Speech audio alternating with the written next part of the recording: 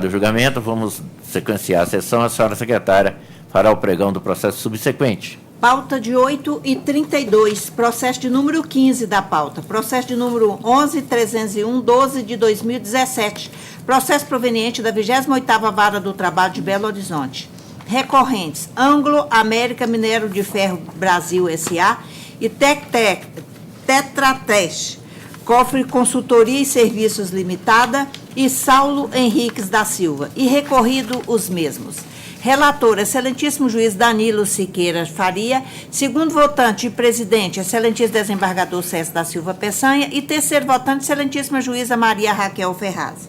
Inscrito para sustentar o doutor Henrique Costa, pela reclamada recorrente pela Anglo Gold. Como eu não participo desse julgamento, presidi-lo desembargador César da Silva Peçanha. Doutor César. Menor procurador, o doutor Danilo poderia... Sim, senhor presidente, acho que facilita a sustentação. Eu conheço os recursos, no mérito. Dou provimento parcial ao recurso da reclamada para acolher a contradita e declarar a suspeição da testemunha o Emerson dos Santos Gonçalves, que será considerado informante, bem como para fixar a sua responsabilidade subsidiária quanto ao pagamento das parcelas deferidas, quer dizer, a reclamada, né? Será fixada a sua responsabilidade subsidiária quanto ao pagamento das parcelas deferidas na presente demanda. E dou provimento também aos recursos de ambas as réis, sendo parcial o da reclamada Anglo, para julgar improcedente o pedido de reconhecimento de vínculo de emprego entre o reclamante e a mesma e excluir a condenação de obrigação de retificar a CTPS e respectiva multa em caso de descumprimento, além de excluir os benefícios previstos nas normas coletivas firmadas pela reclamada Anglo, a saber, os reajustes salariais, anuais e reflexos, vale alimentação, vale refeição, PLR, diferença de horas extras e reflexo adicional de horas extras mais benéfico, inclusive para fins de apuração das horas em rotina, e também dou provimento ao recurso do reclamante para determinar que seja aplicado o índice da TR até 24/3 de 2015 e IPCAE a partir de 25/3 de 2015. E prejudicado o recurso do reclamante, quanto à negativa de prestação jurisdicional em relação à complementação de aposentadoria e à bonificação do programa Missão Primeiro Embarque, bem como as questões de mérito da própria bonificação e da multa normativa que decorre justamente desse reconhecimento da relação de emprego, e reduz o valor da condenação para R$ 8.000, com custas de 160 pela ré facultada a restituição da quantia recolhida maior. É a proposta, senhor presidente. Procurador. Bom dia, excelências. Primeiramente, eu gostaria de agradecer a atenção despendida no despacho de memoriais que todos vocês me deu. Eu vou sustentar só com relação, então, à questão da subsidiariedade. Com relação à contradita, eu peço para que os demais votantes acompanhem o voto do relator, na medida em que a testemunha confessa no seu depoimento que tinha interesse em auxiliar o reclamante e prejudicar a empresa. Tanto é que o próprio depoimento da testemunha diverge do informado na inicial, no tocante especialmente à questão da subordinação. A testemunha afirma que não havia nenhum representante da primeira reclamada lá, enquanto o próprio pedido de dano moral do reclamante é fundamentado no fato de um empregado da primeira reclamada se negar a fazer reajustes salariais e problemas na dinâmica entre os dois. Então, com relação ao contradito, eu peço que acompanhe o voto do eminente relator. Já com relação à responsabilidade subsidiária, nós temos aqui um caso de um contrato de empreitada firmado antes da modulação do TST, com relação à instrução normativa número 4, e um contrato em que a Anglo não figura como não figura como empresa construtora, tampouco incorporadora. Então, a gente pede para a aplicação da OJ 191 e retirando qualquer responsabilidade da empresa nesse aspecto. É o que eu pletei. Muito obrigado, excelências. Relator. Presidente, estou entendendo aqui a prestação de serviço, não essa empreitada, então, a dona da obra. Então, perdão. Então, eu mantenho minha proposta de voto. Eu também estou acompanhando, doutora. Também de acordo. A decisão é unânime, sendo voto relator, por está proclamado. Bom dia. Muito obrigado. Bom dia. Pregão.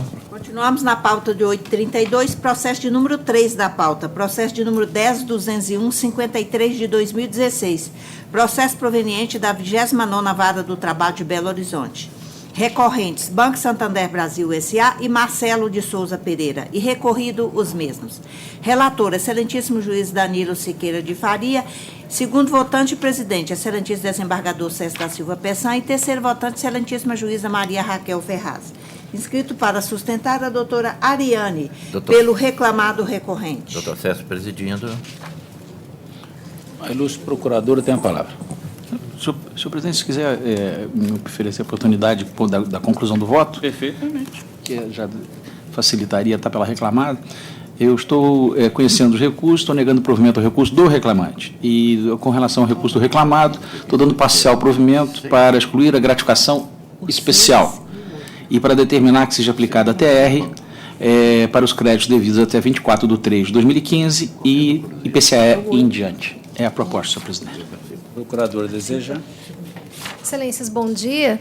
Eu gostaria de me ater à sustentação oral apenas com relação à manutenção do voto do excelentíssimo relator em relação à exclusão da gratificação especial e também requerer que seja analisada a questão das diferenças de remuneração variável.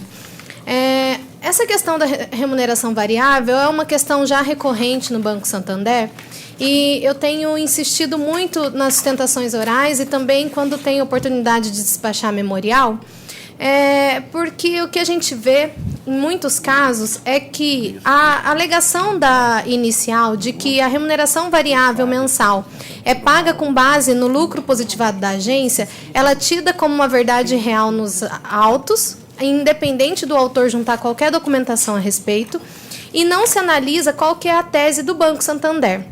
Então, gostaria de focar aqui nessa questão. O Banco Santander nega veemente que a remuneração variável seja paga com base no lucro positivado da agência. A gente demonstra, através da documentação e também de prova testemunhal, que a remuneração variável ela é paga em razão de performance individual do funcionário e critérios de performance coletivo da agência. Para isso, a gente junta o sistema do super ranking ou do mais certo para demonstrar quais foram a produtividade do funcionário. Então, ali tem tudo discriminado, quantas contas foram abertas, quantos empréstimos foram concedidos, toda a produtividade do funcionário. E a gente junta esses extratos. Além disso, juntamos também o extrato AQO da agência, que é o extrato que mede a qualidade da agência, e ele é um critério de elegibilidade para pagamento dessa SRV. Então, quando uma agência não atinge nota mínima 8, nenhum funcionário da agência recebe remuneração variável. Então, muitas vezes, é deferido diferenças de remuneração variável porque não foi paga durante todos os meses para o autor, mas, de fato, é uma remuneração variável. Ela tem alguns índices que interferem no recebimento. O AQO é um deles. E o que acontece? Muitas vezes os peritos, chamados a esclarecer essa questão, eles dizem que a documentação solicitada pelo autor não foi juntada pelo Banco Santander. De fato, não foi, porque a gente nega que seja pago com base no lucro da agência. A gente fala, não é pago com base no lucro da agência, é pago com base nos itens de performance individual e coletivos. E a gente junta documentos que comprovam isso.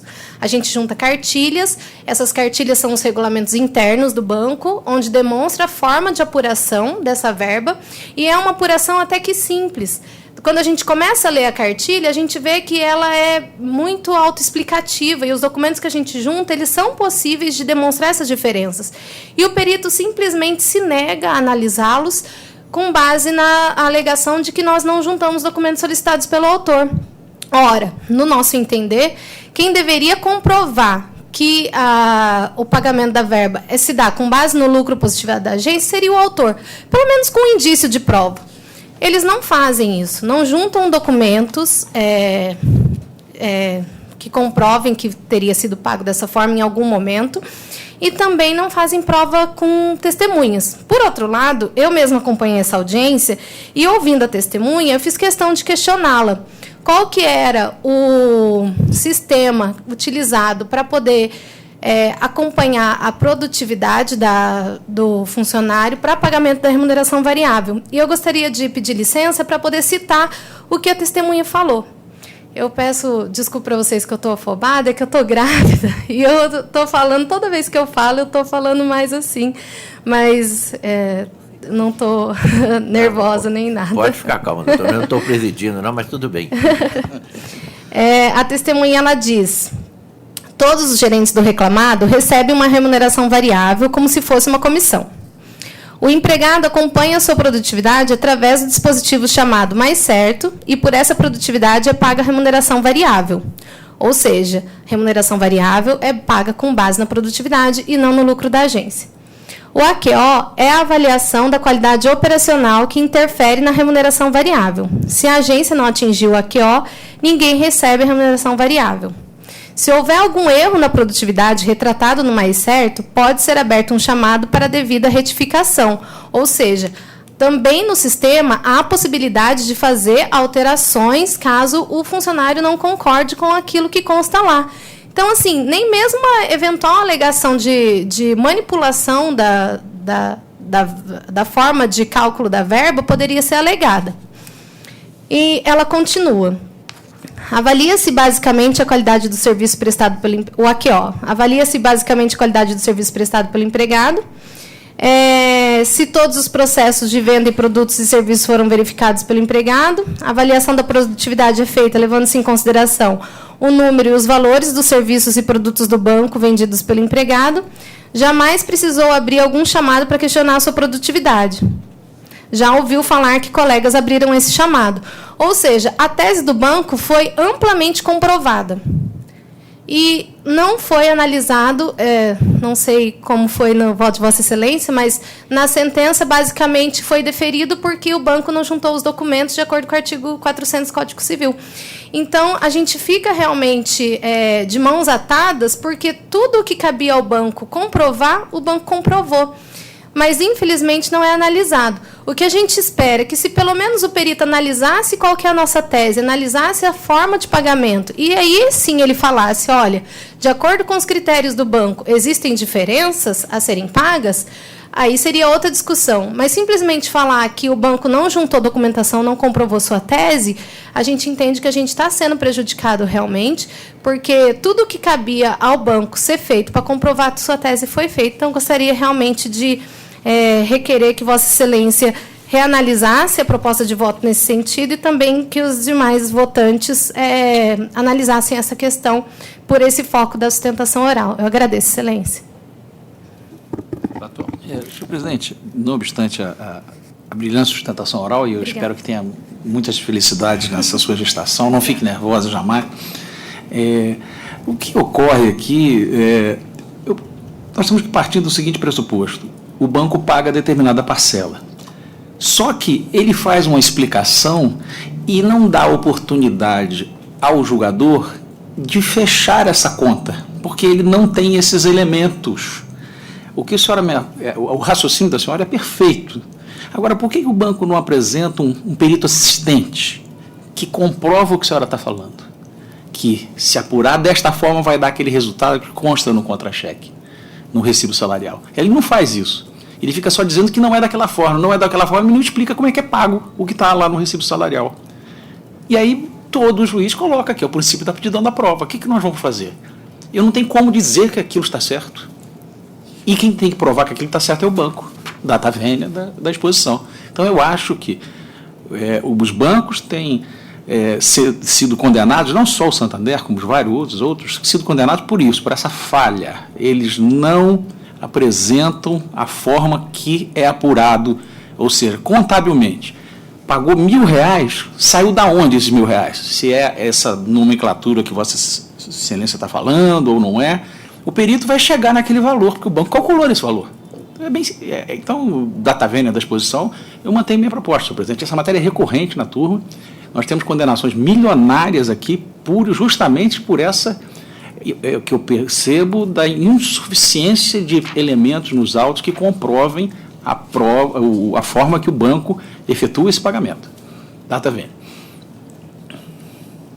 Sou o segundo a votar. Eu tenho uma divergência, não nesse tópico, na questão da gratificação especial, que Vossa Excelência está excluindo, e eu respeitosamente entendo que não, que não seria o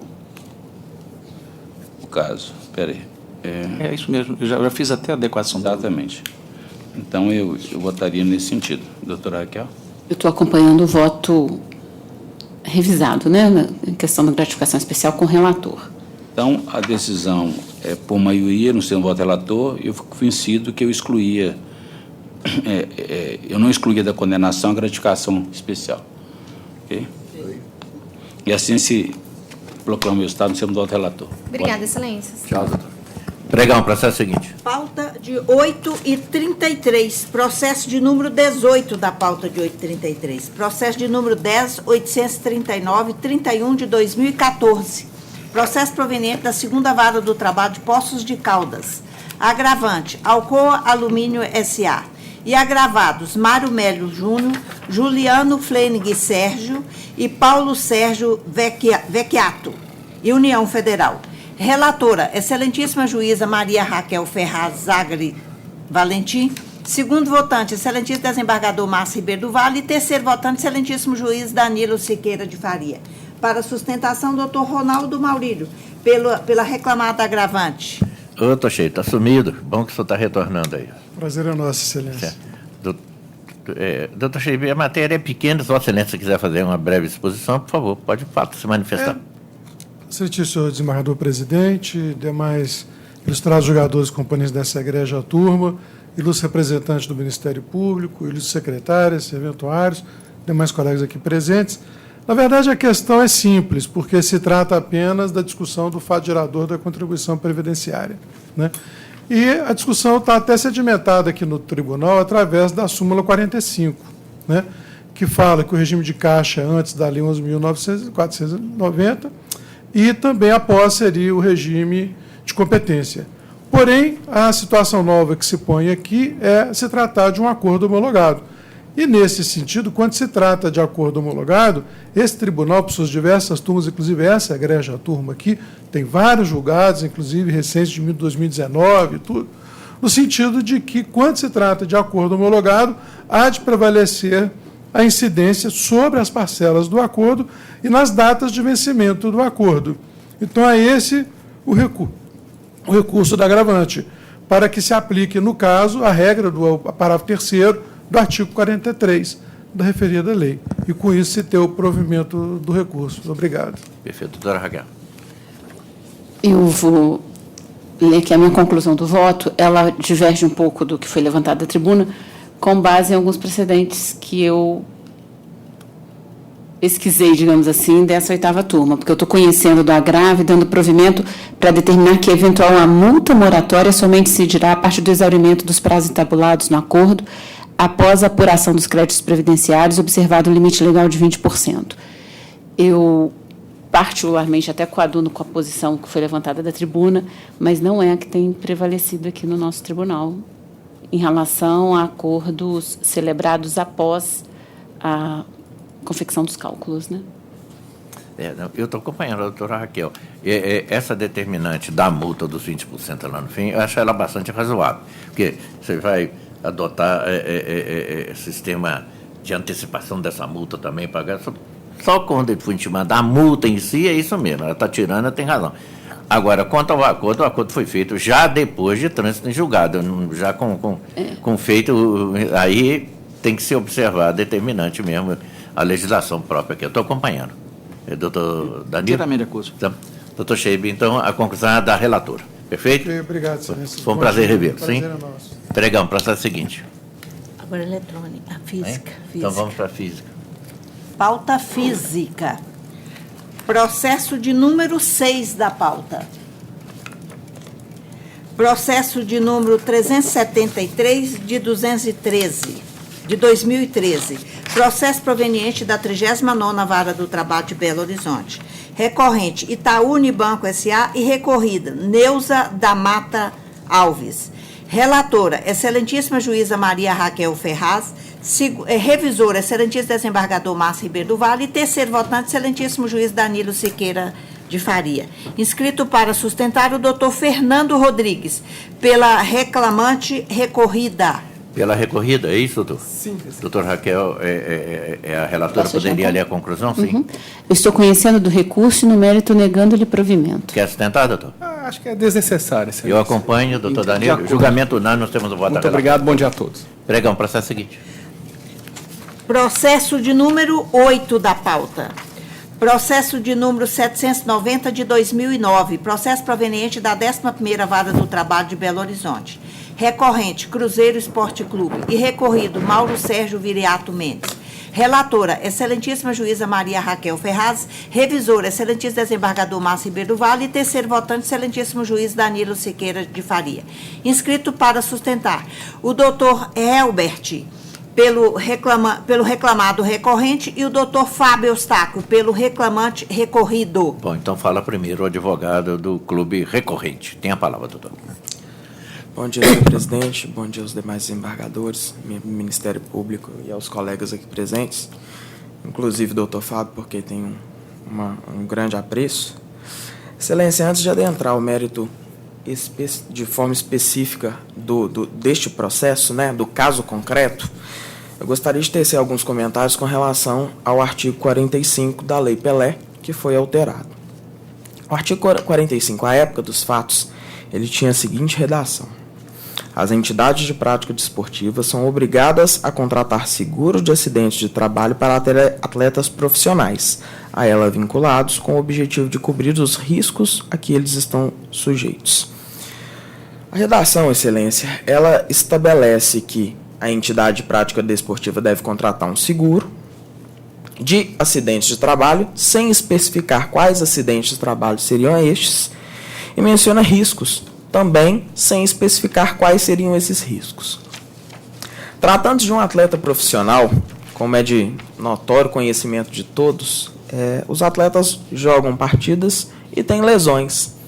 Lesões graves, lesões não tão graves assim, lesões que levam 1 mês, 2 semanas, 6 meses, depende da forma da lesão. Esse seguro fala que, essa imputação legal, fala que a gente deve contratar o seguro por acidente de trabalho, sem especificar o que é acidente de trabalho. Seriam essas lesões mais simples acidentes de trabalho? Eu entendo que não, e este também foi o entendimento do legislador. Tanto é que, através da exposição de motivos EMI 004/2005, foi esclarecido e corrigido o texto legal, que fala que corrige-se que até então estava previsto na Lei 9.615 de 98, ao dispor que essa obrigatoriedade era apenas com referência ao seguro de acidente de trabalho, providência essa seja prevista em lei. A alteração, que ocorreu tão somente em 2011, pela lentidão efetiva do Poder Legislativo e pelas especificidades que envolvem uma alteração de lei, e a legislação passou a ter, aí sim de forma específica, o seguinte texto: as entidades de prática desportiva são obrigadas a contratar seguro de vida e de acidentes pessoais. Voltando então, agora sim, ao tema específico deste processo e aos fatos que efetivamente ocorreram, excelência, o texto legal, ele fala sobre a contratação de seguros de acidente de trabalho. Não podemos interpretar que acidente de trabalho é uma lesão simples. Uma lesão simples que leva 10 dias, que levam 2 semanas, que levam 1 mês. Acidente de trabalho, no caso, a gente tem que pensar numa perda de capacidade laborativa, seja ela parcial ou seja ela de forma integral, o que não aconteceu nos presentes, né, autos. Importante falar também que esse seguro de acidentes pessoais, de acidentes de trabalho, ele não existiu. Nenhuma seguradora ofereceria, com tamanha falta de especificidade da lei, um seguro de acidentes do trabalho no caso dos atletas de futebol. Eu questiono a vossas excelências se, como donos de seguradoras, ofereceriam um seguro de acidente de trabalho a atletas profissionais. É corriqueiro lesões de atletas profissionais. Lesões essas de baixa gravosidade. Então, as seguradoras, sem ter a lei especificado o que era, de forma nenhuma ofereceram o seguro. Isso é comprovado nos autos. Folha 99, folha 100.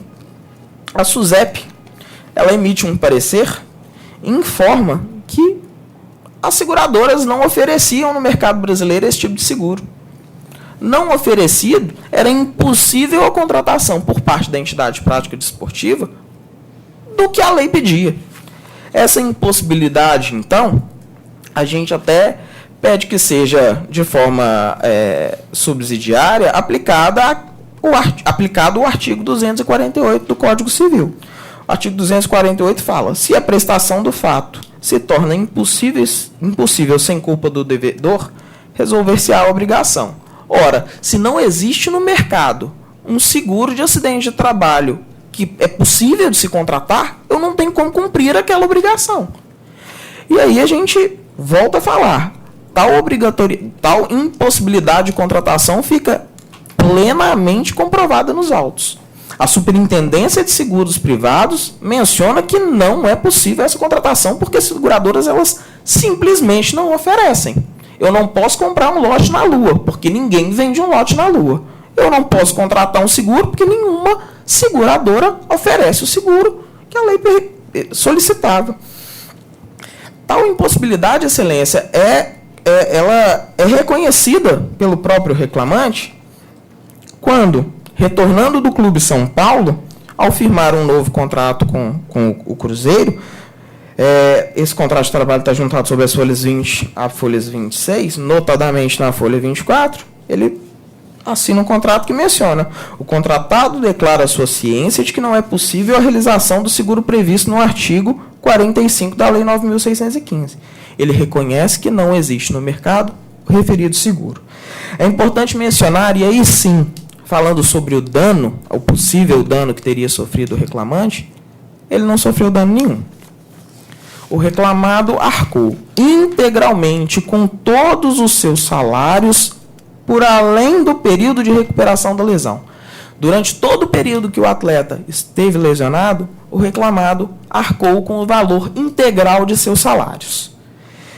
Então, se todos os salários foram pagos a tempo e modo, a gente não tem que falar em nenhum tipo de dano. É importante mencionar também que esses acidentes e durante esse período lesionado, ele não teve nenhum tipo de capacidade laborativa reduzida. Tanto é que ele jogou pelo Cruzeiro, jogou por outras entidades de prática desportiva, voltou ao Cruzeiro e atuou pelo próprio clube. Então, a gente não tem que falar que ele ficou sem a possibilidade de exercer o seu trabalho. Tanto é que exerceu por diversas e reiteradas vezes.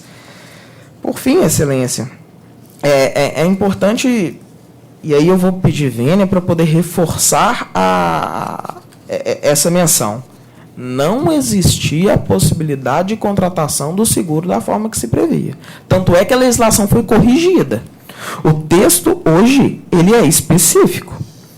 Ele fala que, e aí eu vou pedir vênia para poder mencionar o artigo 45, ele deixa de falar do acidente de trabalho e fala de seguros de acidentes pessoais e seguro de morte. Esse sim, específico e com possibilidade de contratação. Mas, à época dos fatos, o artigo 45, que pedia um seguro de acidentes de trabalho, as seguradoras não ofereciam. Diante da impossibilidade e da inexistência de dano ao reclamante, a gente pede que seja reformada a sentença de forma a declarar improcedente esse pedido referente ao seguro não contratado à época. Volto a reforçar: o atleta não teve qualquer tipo de limitação para exercer seu trabalho, o clube pagou de forma integral os seus salários e, se a gente for pensar dessa forma, o clube, na verdade, atraiu para si a responsabilidade de arcar com os custos do reclamante. Arcou. Tratou o reclamante, e aí eu estou falando de aspecto médico, o atleta foi recuperado dentro do clube, teve à sua disposição os melhores médicos e os melhores fisioterapeutas do futebol. Na época, 2004, 2003, o Cruzeiro era um dos clubes mais bem estruturados no futebol brasileiro. Teve os seus salários pagos de forma integral. Não há que se falar na condenação requerida pelo recorrido. Então, Excelência, peço vênia para decisão divergente, mas a gente pede que seja considerado improcedente esse pedido. Obrigado. Perfeito. Uma palavra, ilustre advogado do atleta recorrido.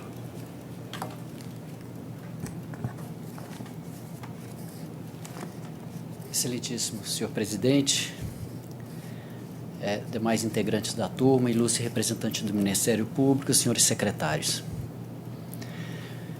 Doutor Márcio, estamos de volta com esse processo, 7 anos, 2 meses e 2 dias, que foi acolhida a prescrição bienal e o processo foi ao TST para julgar a prescrição e retornar para o julgamento do mérito.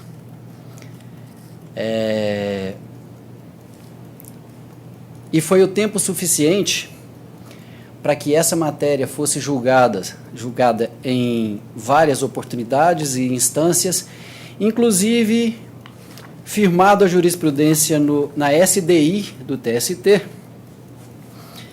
que estabeleceu na ação julgada no dia 20 de abril de 2017, no TST-EDRR 168 e 529 2006 501 0046. E estabeleceu o seguinte: a míngua de previsão de sanções específicas para o caso de descumprimento das obrigações resolve-se a controvérsia à luz da responsabilidade civil nas formas do artigo 186, 247 e 927 do Código Civil. Comprovado o dano e o nexo causal, lesão física durante uma partida de futebol, sem oportunidade de acionamento do seguro ante a não celebração do contrato pela empresa, e sendo atividade de risco, conforme o próprio artigo 45 em exame já estabelecia, resta patente a obrigação de indenizar.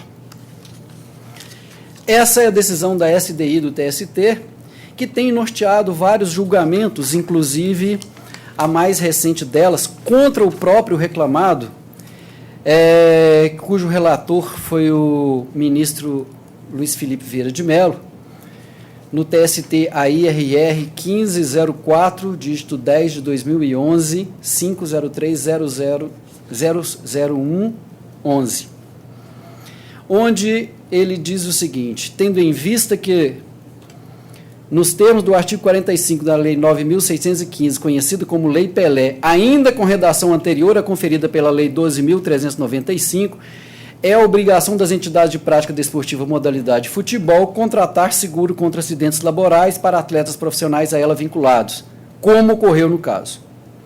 E mais adiante diz: ressalte-se que o artigo 45 não restringe a contratação do seguro obrigatório e a consequente percepção de indenização às hipóteses em que a entidade de prática desportiva não efetue o pagamento de salário devido ao atleta profissional, ou quando não há quitação de despesas decorrentes do tratamento médico hospitalar do obreiro, ou ainda quando a incapacidade laborativa do profissional tenha sido parcial e temporária. Ademais, ainda que o artigo 45 não haja previsão de sanção ao caso de descumprimento da obrigação de prática desportiva, a referida conduta omissiva da empresa consubstancia em ato ilícito, atraindo os artigos 186, 247, etc. Essas são decisões proferidas com base na legislação vigente à época, consubstanciando uma jurisprudência já efetivada e definitiva. Agora, por que dessa interpretação? A minha tarefa aqui restou bastante facilitada depois que o procurador do reclamado reconheceu, primeiro, que a legislação vigente à época não é essa que ele pede que seja aplicada. A aplicação de uma legislação que sequer existia na época, data máxima vênia, ultrapassa os limites da razoabilidade. A segunda questão é porque ele fala que não é qualquer acidente de trabalho. Ora, acidente de trabalho está descrito no artigo 19 da Lei 8.213 e não há dúvida. O acidente é aquele que está descrito expressamente, que gera incapacidade total ou parcial, permanente ou temporária. Está no artigo 19 da 8.213. Bom, houve acidente de trabalho ou não? O clube emitiu CAT. Depois que o atleta sofreu o acidente, foi emitido uma CAT, comunicado de acidente de trabalho. E o reclamante teve uma lesão de treino. Não, ele teve um rompimento de cruzado. A recuperação leva mais de 6 meses. Não estamos falando aqui de 1 semana ou 2 semanas. Podemos tratar da teoria, mas a prática, o reclamante teve um cruzado.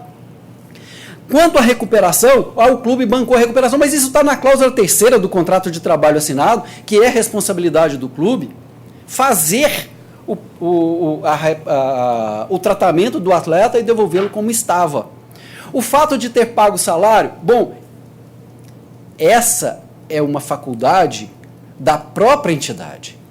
A partir do momento que você emite a CAT, você suspende o contrato, e quando recupera a aptidão, a pessoa volta a trabalhar e volta a receber.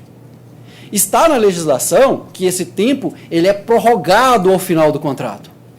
O salário que o reclamante recebeu, ele receberia mesmo se tivesse afastado, depois que voltasse do afastamento.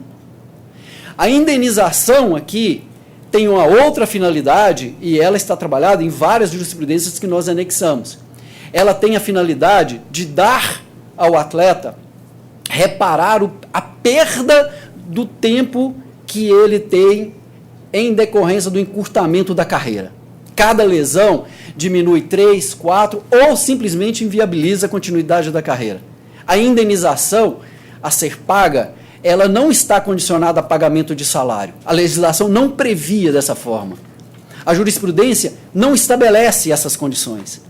E no caso dos autos, uma vez vencida a parte em que estabelecia ou que era acolhida a prescrição, essa turma tem vários julgados no sentido de acolher e determinar o pagamento de indenização. Um fato que merece ser destacado, trazido na sustentação do reclamado, diz respeito à impossibilidade de contratação de seguro. O interessante é que o doutor Heriberto, no julgamento de um desses processos, mais especificamente o processo 13-20-2004-108-03-00-1-RO, da 8ª turma, coincidentemente contra o próprio reclamado, disse que quando o clube precisou de um lateral esquerdo e não teve, foi na Argentina e contratou. Quando precisou de um atleta que ele não tinha, ele foi no exterior e contratou.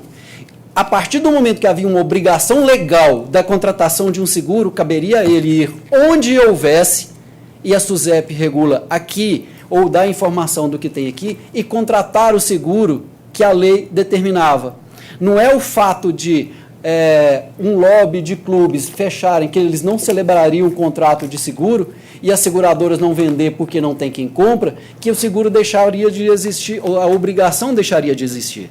Ao contrário, o Goiás Esporte Clube contratou o seguro, só que achou que estava muito caro, e depois durou durante o ano de 2012, no ano de 2013 disse que dava para contratar um bom atacante com o valor que ele pagava de seguro, e deixou de pagar a partir dali. Mas o seguro existiu, o seguro chegou a ser feito, quem quis contratar, contratou, e o fato de não contratar não desobriga quem tem a obrigação de fazê-lo. Justiça, Excelência. Relator. Excelência, depois de tão exaustivas, boas sustentações, acho que os advogados já trouxeram todo o cenário fático, normativo desse processo, eu fico até acanhada com a objetividade do meu julgamento. Mas, em relação à declaração da SUSEP, que eu acho que é o fato mais relevante levantado na tribuna, eu estou constando aqui que, até onde eu sei, seguro contra acidentes pessoais sempre existiu. O que talvez o clube não tenha encontrado é um seguro com o nominho que estava na lei. Mas havia seguro disponível. Há entendimentos já prolatados pelo TST em relação a essa matéria, não vi grandes divergências, estou acompanhando esse entendimento majoritário e estou negando provimento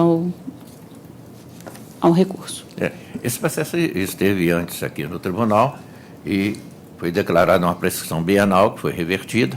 O processo, então, voltou para ser julgado e, efetivamente, a primeira discussão nos autos. Teve acidente de trabalho? Teve. Tem CAT emitida. Foi uma lesão que de 2, 3... Não. tá, que tem prova nos autos mais de 6 meses. Então, é lesão efetiva. Houve o acidente, a confissão da empresa de que houve o acidente, ela emitiu a CAT, acabou, a discussão está superada. E querer aplicar uma lei agora, quer dizer, tem que se aplicar o princípio do tempus atum, né? Quer dizer, a legislação da época vai regular. Não podemos pegar uma relação disciplinadora do seguro de hoje para reger um fato acontecido lá atrás. Então, efetivamente, não tem como se dar provimento do recurso. Vossa Excelência, embora objetivamente, mas analisa as questões e coloca com precisão, desprovendo o recurso. Eu estou acompanhando, doutor Danilo. Senhor presidente, eu só gostaria, eu acompanho o voto, mas eu faço uma ressalva de fundamento, só isso. Só. Sim. Perfeito. Então, por unanimidade, com ressalva de fundamento, doutor Danilo, negócio provimento. Bom dia, doutores. Temos mais ainda sustentação oral? Mas o advogado não está presente. Não, então vamos ver os advogados que não estão presentes. Vamos julgar os advogados não presentes. Do processo físico. É o número 2 da pauta. Então, por favor. Processo 897 de 2009. Processo proveniente da 4ª Vara do Trabalho de Belo Horizonte. Agravante, Sindeac e agravado, Divino Fernandes. Relator, excelentíssimo juiz Danilo Siqueira de Faria. Segundo votante, revisor e presidente, excelentíssimo desembargador César da Silva Peçanha. E terceiro votante, excelentíssima juíza Maria Raicaio Ferraz. Inscrito para sustentar não compareceu o doutor Ricardo, pelo sindicato. Doutor César presidindo. Relator? Senhor presidente, eu conheço do agravo e dou-lhe provimento para afastar a prescrição intercorrente e determinar o prosseguimento da execução, e fixando o custo pelo executado. É a proposta. Eu estou de acordo, doutora. Também de acordo. Adesão não sendo votada. Vamos jogar o restante da pauta física, Vamos. porque já estamos com ela em aberto, então vamos lá, por favor.